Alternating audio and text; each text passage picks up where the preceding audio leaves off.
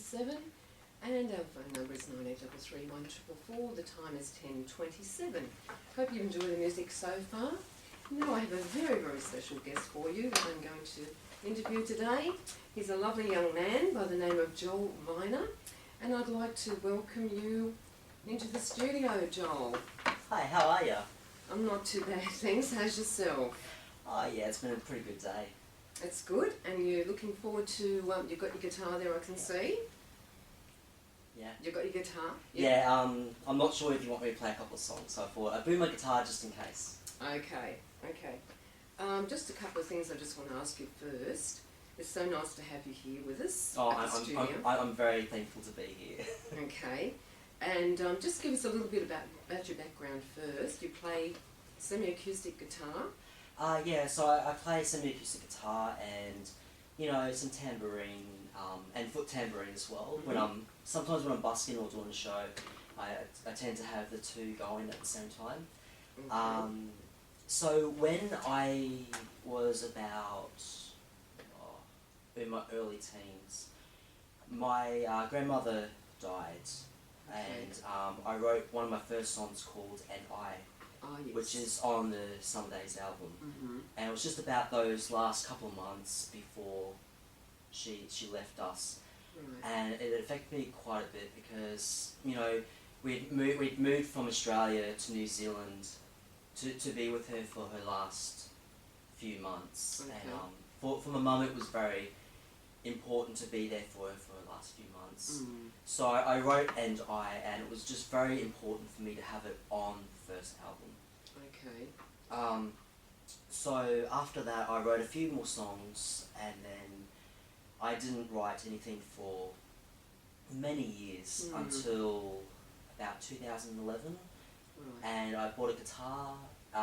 Ironically enough, it's the guitar that I've got at the moment. And I started writing again, and You got the inspiration back. yeah, and I started, you know, writing some of the songs which I didn't know at the time, but would be on the Summer Days album. And one of the songs that made the cut for the album was the Summer Days song. Okay. Yeah.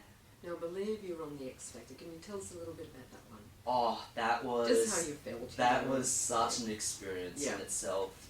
I mean, I'll never forget it, to be honest. It was a very long process. Yeah. We had to do like multiple auditions just to get in front of the judges. Yeah.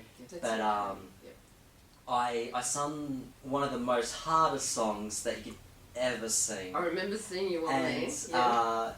I did the Titanic, and I was so nervous because I hadn't sung in front of anyone at this particular stage for about 5-6 years.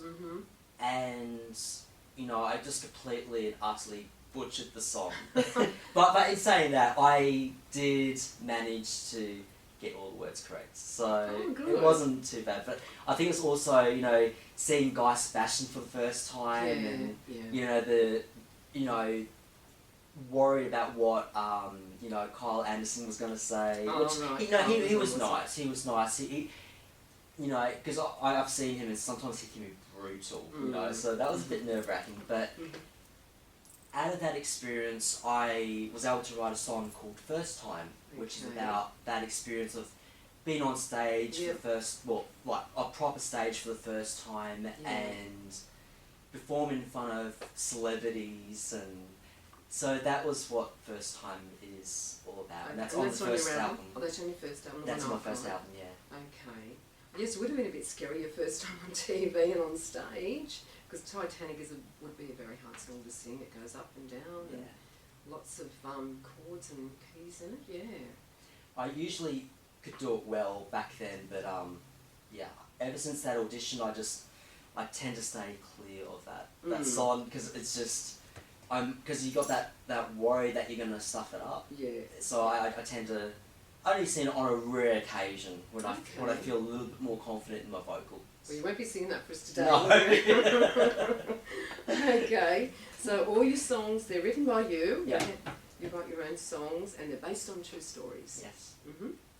And there's one particular song, on your CD called Oceans Apart. Mm-hmm. Can you explain a little bit about what the incentive was for that song?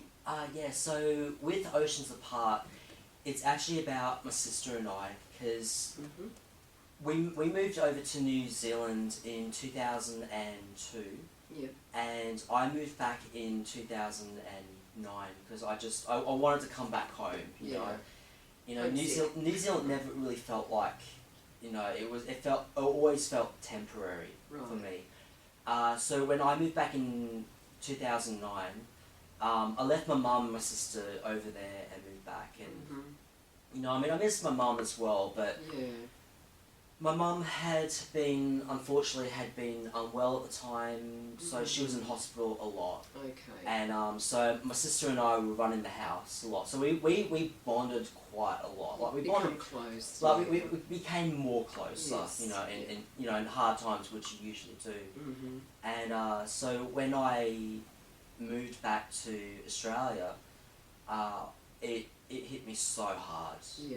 And you know, I didn't realise how much I would miss my little sister. Yeah, that's you know, lovely. That's really lovely. And we you know, when we get together, which is unfortunately not that often, which is usually, you know, maybe every couple of years, my mum gets a good laugh out of us because we just bounce off each other. Oh, so you live pretty far apart now. Yeah, she still lives in New Zealand. She's still in New Zealand, yeah, and that's a fair way.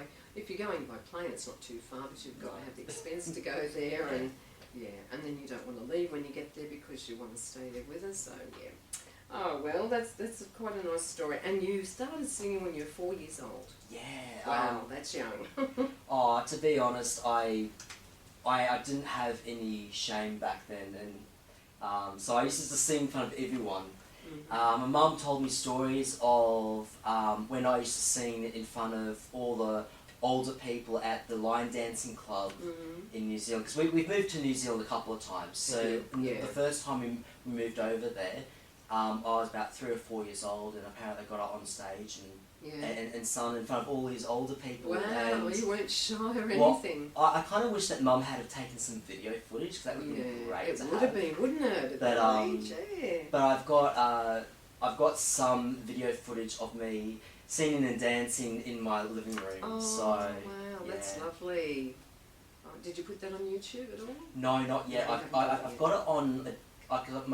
A friend of mine put it on from VHS to DVD, so now I've just got to work out how to rip it from DVD to my computer so I can edit it. And oh, okay. Yeah, because I'm not great with technology, as some people would know. And just getting on to music itself, your favourite singers, you mentioned Keith Urban, Dolly Parton and Shania Twain. Yes. And Shania Twain is your favourite? Absolute my favourite, yeah. I saw her in concert in November, I think it was. And it was almost good as getting to meet her. I mean, my goal in life is, apart from, you know, making it as a country or pop country singer myself, my number one career goal is to get to meet Shania Twain and let her know how much she's influenced me as an artist, as a person. Like, she's just such a great role model to look up to, you know. I mean, she's gone through so much in her life, and her songs are just so real. Like her last album, it's just so deep and emotional, and I love songs that are dark and theatrical as well. So for me, it was really inspiring seeing her come back as well. Well, I've got her older albums, like with You're the One and Still the One, I should say, and those other Honey, I'm Home. Oh, yeah. But I haven't got her new one, so I must get a copy of that one. It's something to you honestly would not regret buying it. Okay. It's just you know, it's. I mean, I like to write things that are very deep and emotional, and songs that you can relate to and listen to and think, oh, okay, I know someone that's going through this right at this moment. I should give that song to this person. Yeah. When I And that's what I think about whenever I write a song. I try not to worry about it being catchy, because you just do your own. I want it to come straight from the heart. Where if I'm thinking about it being catchy, it's just not gonna work out. No. Okay.